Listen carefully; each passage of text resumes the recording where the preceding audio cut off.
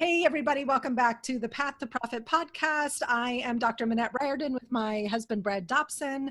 At the Path to Profit Academy, we help creative entrepreneurs to turn their bright, shiny ideas and their creative genius into profitable businesses.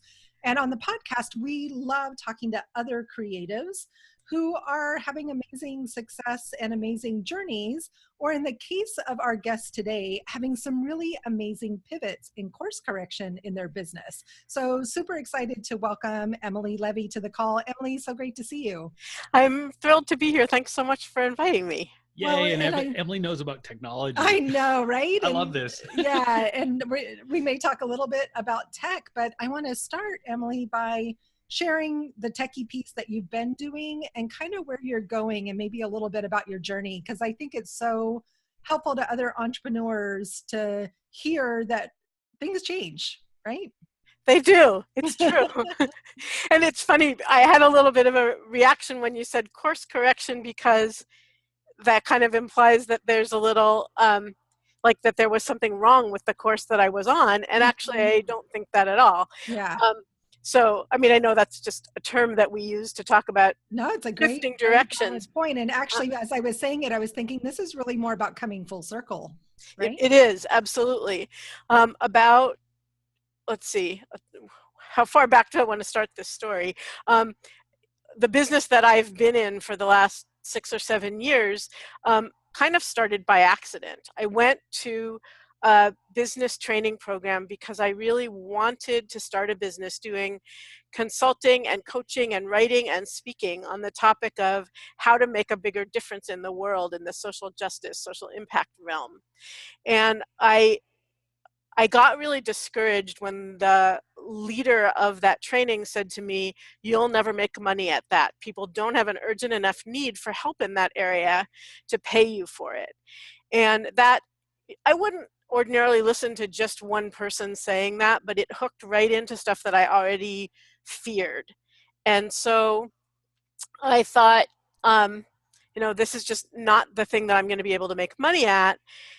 And what am I going to do instead while I'm figuring out what to do instead? What am I going to do to make money? And it's kind of a funny thing that throughout my life, a big motivator has been when things aren't fair, I have to do something. Like even when I was a little kid, that was what I complained about, is it's not fair. It's not fair in my family and everywhere else. And so I was sitting in this business training where people had paid thousands of dollars to be there. And I realized that a lot of them were actually not going to be able to take advantage of it because they didn't have the tech skills they needed to put stuff into place. And I felt like that was really unfair. And it kind of got that urge to help with injustice stirred up in me. And I just raised my hand and said, while I'm figuring out what to do next, I'm happy to help any of you with the technology for your businesses, and actually got a client from doing that.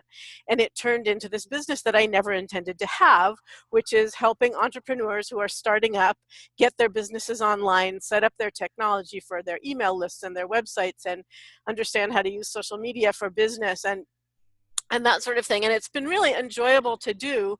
And that passion that I had originally to help people make a bigger social impact hasn't gone away. And so what I told myself at the time was, I'm going to do this other thing for a while because I think it will be an easier way for me to make a living while my youngest child is still at home and I really want to have time with her. And actually it was not an easy way to make a living. Definitely a lot of people needed it, but when I think about when she looks back on her teenage years, she's going to remember me behind the computer, and that's really painful to me. She is now launched, and actually she's almost 20, and I've decided that it's time to circle back to what I wanted to do, using all the things that I have learned about how to grow a business, how to use technology to grow a business, how to get clients, things like that. And sadly, people's urgency for how they can make a bigger difference in the world is much greater than it was 7 years ago because of what's going on in the United States right now. I don't know if it is sad, but it also feels like divine timing in a way, like the work that you're doing is never been more needed. Yeah, I think that's true. Yeah, I would definitely I get where you're coming from. It's not a fantastic scenario, but it's interesting. I wouldn't have used the term sadly. I think a world where more people want to engage in that way is probably a better one. Absolutely. It's just the reason that's sad. Yeah, no doubt. That's really neat to have gone full circle like that. Mm-hmm. And it's funny because it's almost as if your technology assistance business growth thing was training for yourself. Absolutely. And I'm in a much better position to be able to do this work now than I was then in a whole bunch of ways. Yeah, I feel that's true for us. So Emily and I met through this same coaching program, which was an amazing program in many, many ways. We learned a lot. We're also, we're both letting go and adding new programs this year that feel, for me personally, like coming full circle, bringing more art, more journaling, more writing, more of the self-help creativity coaching that I wanted to do 5 years ago and ended up going down a business coaching track because that's where the clients were. It didn't have anything to do with that particular program. Mm-hmm. But what I learned from that program, I feel like they lived up to their promise, which is we know so much about starting a business and how to sell, how to hard sell, yes, than we would have without it. And so I think for the people that are listening, it's knowing that like everything that we've done in our life brings us to the particular moment. And the fact that you're so powerfully positioned right now to step forward, both from a tactical perspective and a like educational, intellectual perspective, but from a mindset perspective as well, right? I think yes. It's such a part of the journey to understand that it requires confidence as well as tactics. It's true. So what I guess I'm interested if you can share, maybe get into some specifics about where this, as Minette called it, a pivot, or where this circling back takes Emily Levy in terms of what, who you're going to help, what are you putting out into the world as this, the new old you. Yeah, it's like what's the new old you between making tech easy and making a difference in the world. So, and one of the things that I'm going to be able to do now that I actually probably wouldn't have focused on nearly as much had I started this new project when I originally intended to, is how to use technology to make a bigger difference. So I will be able to help my clients with online public relations and how to have an online presence that that works for their project or organization. And I've actually done that already with one organization that I work with, that I was working with on a volunteer basis, and they brought me on to do some consulting to help them. They didn't have an email list. They didn't have a way to communicate with people. They had no idea how to set up something like that. Now I'm creating a website for them, which is something I don't do very often, but because it's an organization I really believe in, I really wanted to do that for them. I recently helped them, actually just last week, this was kind of a wild project. I hadn't done anything like this before, but they wanted to have a meeting of some of the partners in the project. And a lot of people couldn't come in person, but many people could. And so we did, I've hosted a lot of meetings on Zoom and other conference call services, but never where there were both people in the room and people remotely. And that was quite a challenge. I was actually hosting the conversation and facilitating the conversation in the room that I wasn't in with the people that were also on the call. It was wild. Anyway, so there's ways that I'm bringing that technology in. And I totally lost your question, Brad. Let's see. No, you did a good job of answering it. But who, as you move forward, who is it that you're serving, and what is it that you're helping them do? Great. So this is actually one of the things, and I'm going to kind of take a running start at this question because I want to answer it in a way that may be helpful to other people who are thinking about how do I do something that seems like I might not be able to make money at it. So remember, part of my story was I got discouraged because I was told people don't have an urgent enough need to hire me to help them figure out how to make a bigger difference in the world. And at the time, I was looking at working with people who say things like, I really want to do something that will matter, that will make change in the world, but I don't know what one person can do, or I don't know what I can do that will really make a difference. And they're stuck not doing anything because they don't know what they can do. And I still love helping people who are in that situation. And I realized that that group of people really isn't ready to make a big investment in, or even a medium-sized investment in getting help. They might be ready to go to a 2-hour workshop or to a talk, and I do a talk that says that's called "The World Needs Who You Are Right Now," that I've done for a couple of meetups, and I'm doing at a co-working space next week, and I'll be doing it on Facebook Live and things like that. And who I'm focused on, but I thought about like who's actually ready to have the kind of help that I can give, who's in a position where their investment in what they're doing is great enough that they see that they need some help and that they'll need to pay for that help. And so my ideal client at this point is somebody who has a project that they want to do. They have an idea, they think it will really make a big difference in the world in some area of social impact, whether it's environmental justice, social justice of some sort, and whose project isn't getting off the ground. And it might not be getting off the ground because they don't have the tech skills, or because they don't know how to bring people on board to help them with the things that they aren't good at, or because they're really asking themselves, either on the surface or under the surface, who am I to do this project? Yeah. They don't have the confidence or the belief in themselves. Big question for people to answer. So these would be nonprofits, for instance? So I don't actually care what form the work is in. So Right. the thing that's in common is that it's project-based. Some will be existing nonprofits that have a new project they want to do. Some will want to create a nonprofit. Some will be wanting to do their project through their business.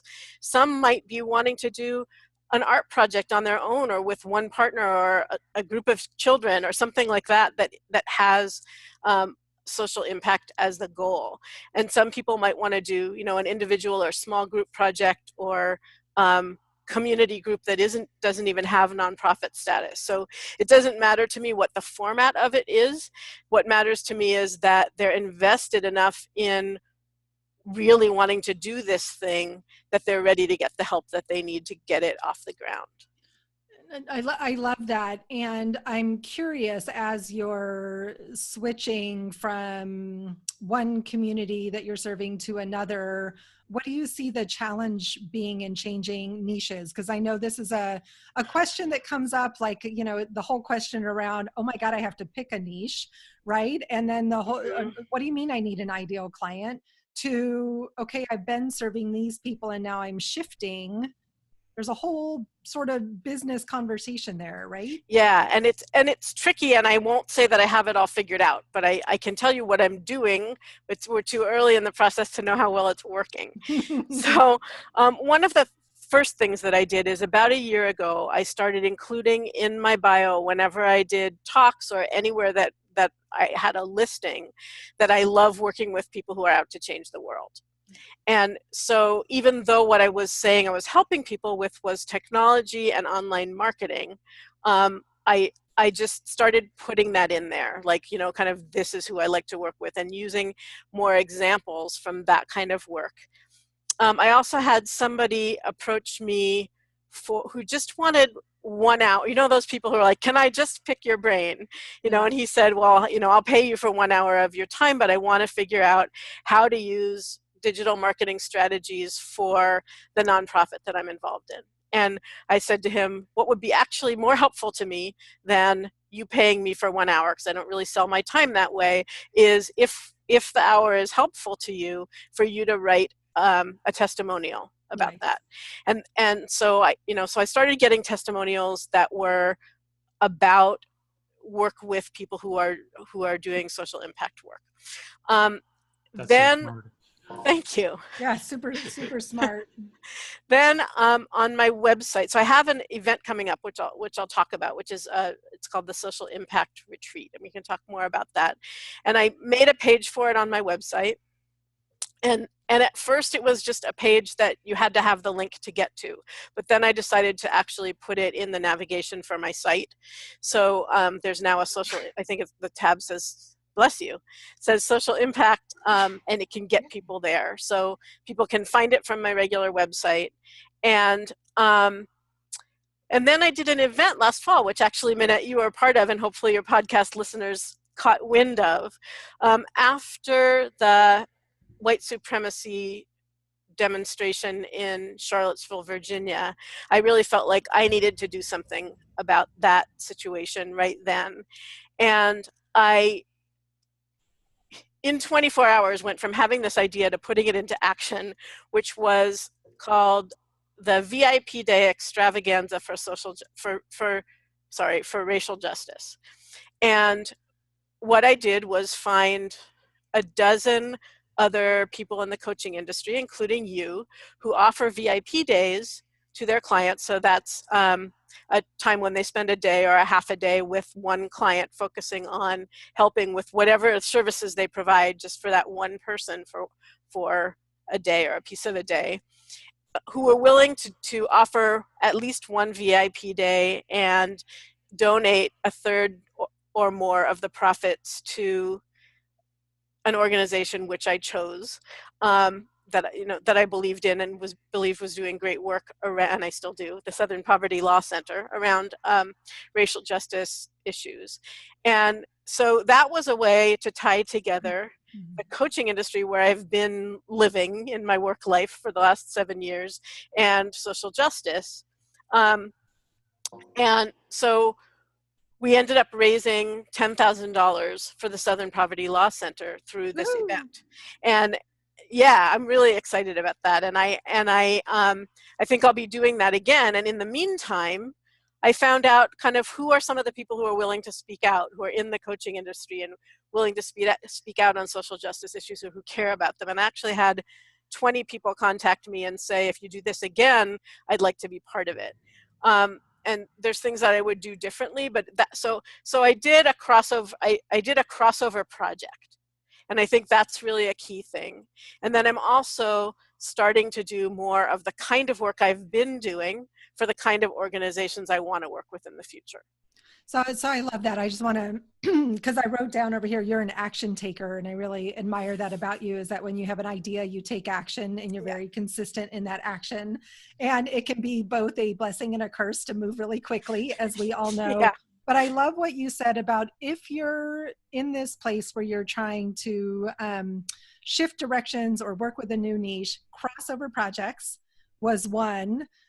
Before you commit to the new niche, continuing to work in the current niche, like, don't burn your boat while you're in it. Absolutely. Because you need to keep your income consistent. So it's one of the things that Brad and I are doing. We're both launching kind of burning fun. our boat with we're burning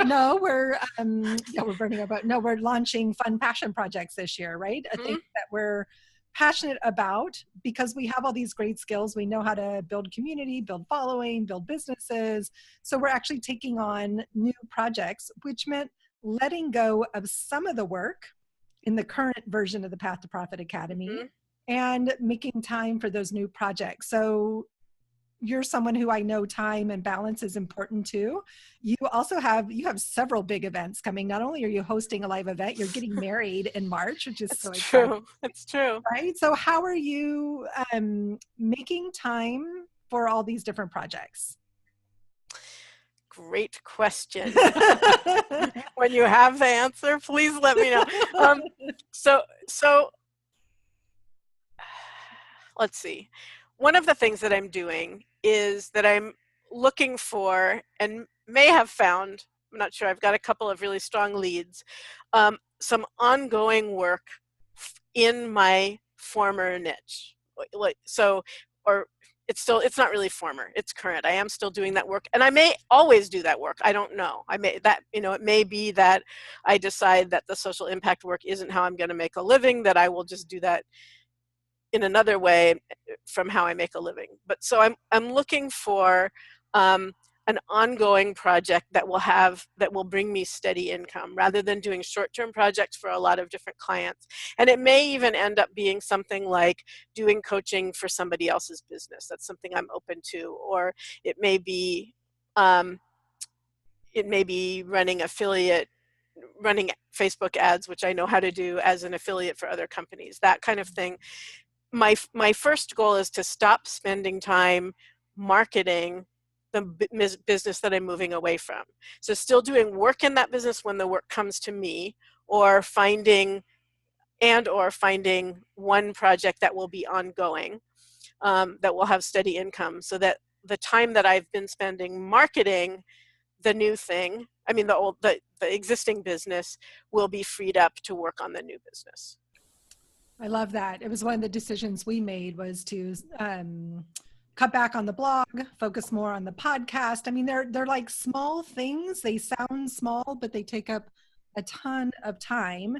And we feel like we've been just spending so much energy pumping out the marketing that actually by cutting back, we get to do a better job at everything as well. So I love that sense that you're cutting back on the marketing push that you've been doing, but your name is well known in our community now.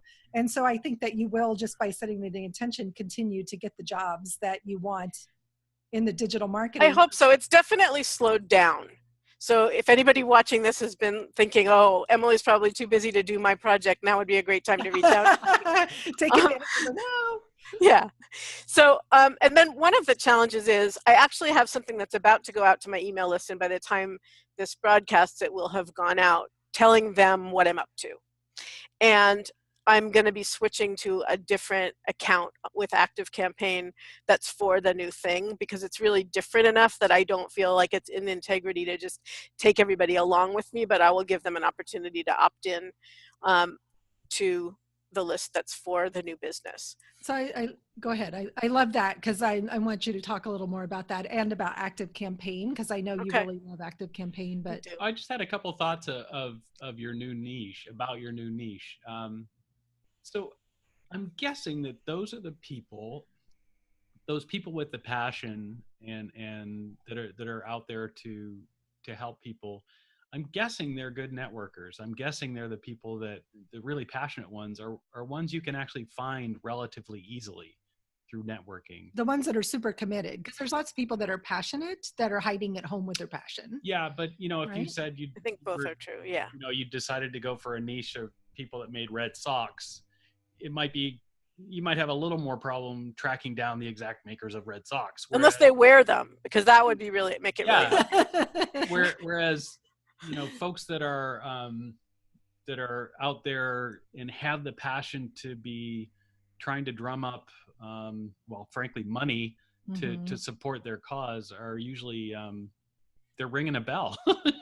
Yes. Though, just like if you're a business coach and you focus on helping people who are overwhelmed, for example, you get people who are overwhelmed. If you focus on people who are desperate for money, it's harder to get them to pay you. Yeah. But I think what Brad was saying was the people who are super committed are probably already showing up on social media. They're probably already showing up at, local rallies, right? That they're already, their voice. They can be found. And I think that's absolutely key to having any business succeed, is that there is some place, and I think this is what you were saying, Brad, really, I made a joke about it, but I get it, that I think it's that having who you identify as your ideal client be someone in a group of people that can be found, that already gather somewhere, somehow, online or offline or both. Because if they're not coming together at all, they're really hard to find, and it becomes a lot more time consuming and or expensive to find. Yeah, we found that with one of our niches last year, that they're not gathering, they're super introverted, and they were hard to find. Yeah. So we've got some pivots that we're doing this year as well too. I think that's definitely a big pro in the column of the niche that you have. You brought up actually the other point I was going to make is, and it's kind of, I guess you can tell us, it seems like it's a negative. There's sort of a stereotype of that person being, trying to drum up money for people to support their cause. And so maybe in the Bay Area, there's a lot of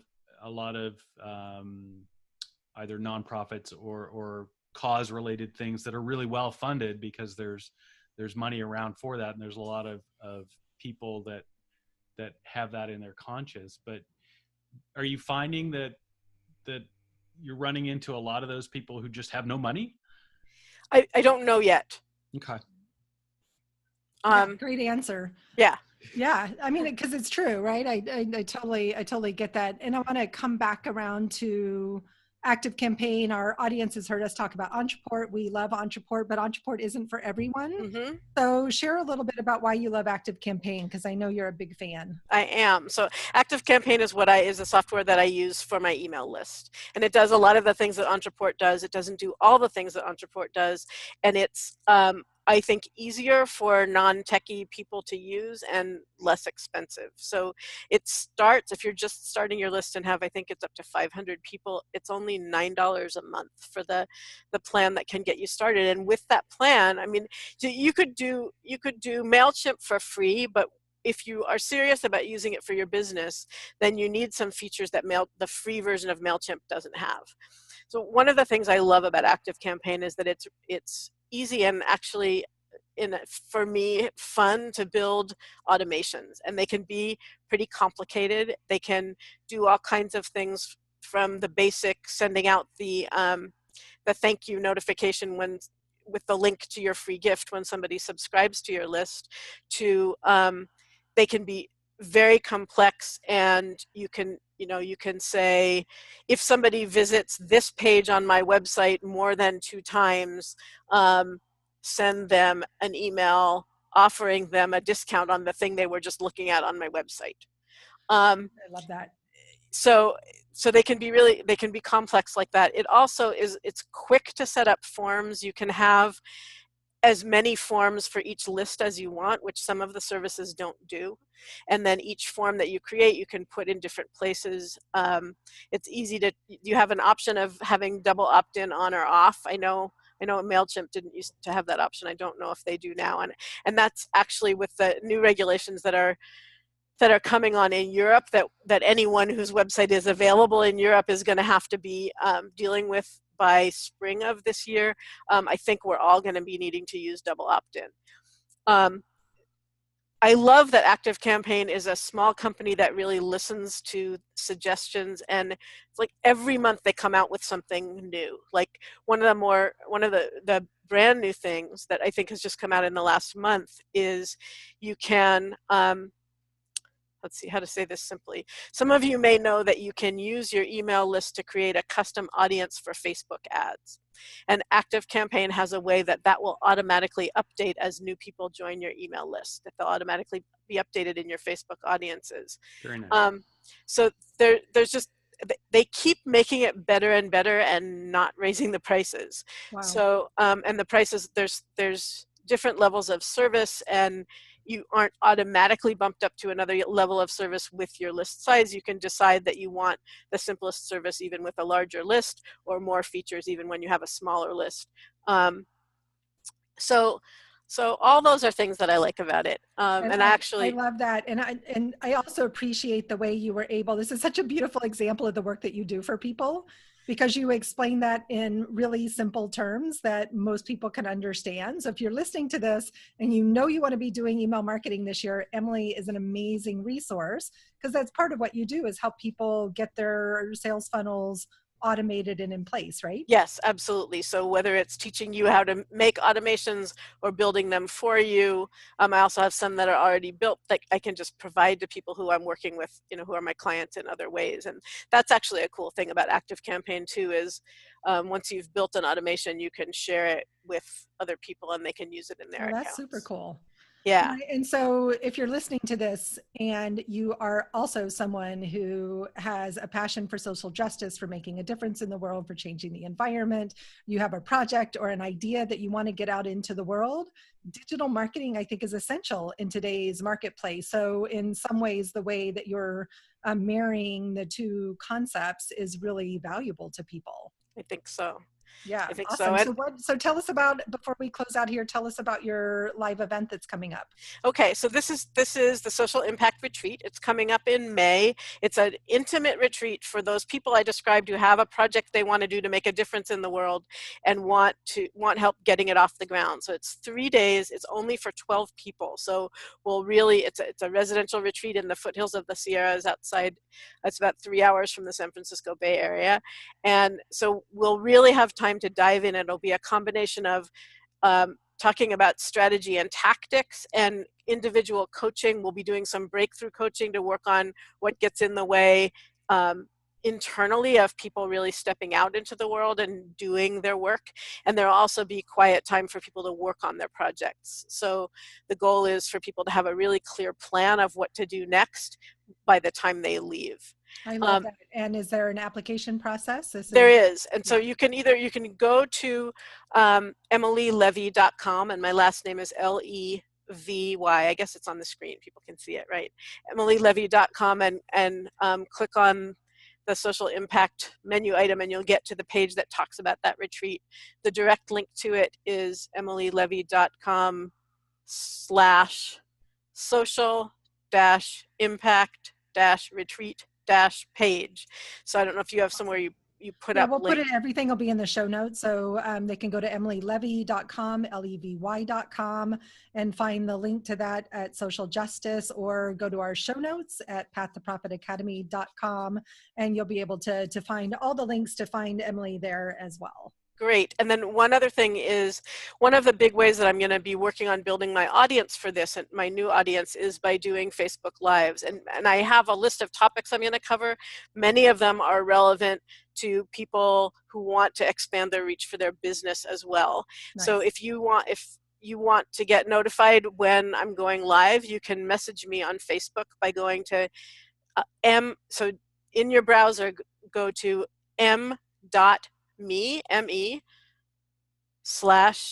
Levy, all one word, and that will take you right to where you can send me a Facebook message, and then I'll be able to message you back with notifications when I go live. Great stuff. Super cool. I love that. who you're helping and what you're doing for those people. That's really cool. And I love the way everything that you've done is sort of really position you to be able to just do this and right timing. And I just want to say loud and very publicly, I am so excited for you and your partner, and that the world is changing, and that the two of you are getting married in March. And it's so exciting, and I plan on being there. Fantastic. Well, you should be getting your invitation within a week or so, and Awesome. I hope that you can both make it. And Wonderful. Thanks so much for having me and for your persistence with this podcast. I know it's a huge project and really a lot of work, and thank you so much for inviting me to be on it. It's delightful to have you, and thank you for sharing your journey. I loved both your willingness to share the inner game stuff that you're challenged with, as well as some of those practical techie details that are making it all work a little less challengingly. Great stuff. Awesome. Thanks, everybody. Thanks a lot. For Minette Riordan, this is Brad Dobson. We're the Path to Profit podcast, and we will see you in February, where our theme is time management and productivity. Cool. Bye, Fantastic. Guys. Bye, everybody.